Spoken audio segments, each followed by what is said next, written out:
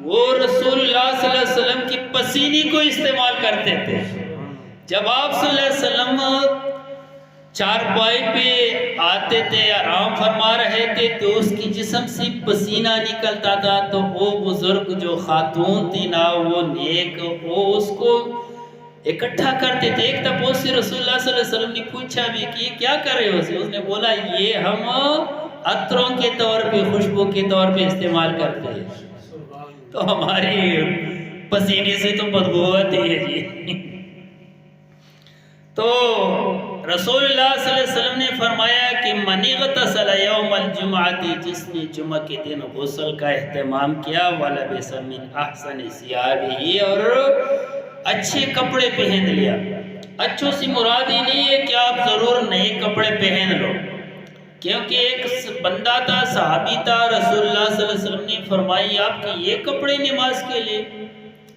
اس نے فرمایا حضور میرے پاس اور کپڑے ہیں ہی نہیں. تو رسول اللہ صلی اللہ علیہ وسلم نے فرمایا کپڑے ہی نہیں ہے، دھونا تو ہے، دھو لو.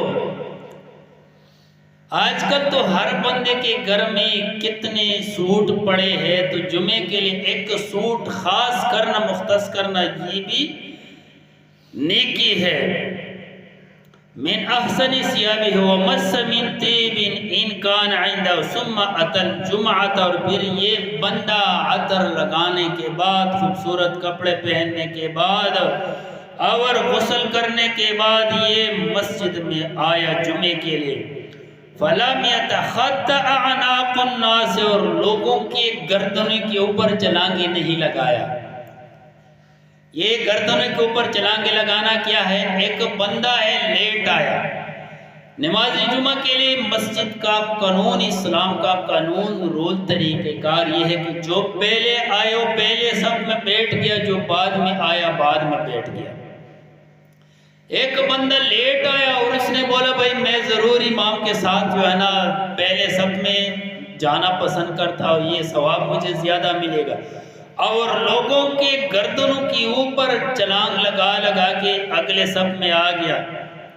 آگے اور حدیث میں ہے کہ اللہ کریم اس بندے سے جہنم کے اوپر پل بنائے گا، پل جس کے اوپر لوگ گزریں گے. تو میرے بھائی اس چیز سے بچنا ہے. اگلے سب کا شوق ہے خیال رکھنا ہے، تو پھر سب سے پہلے مسجد میں آنا پڑے گا.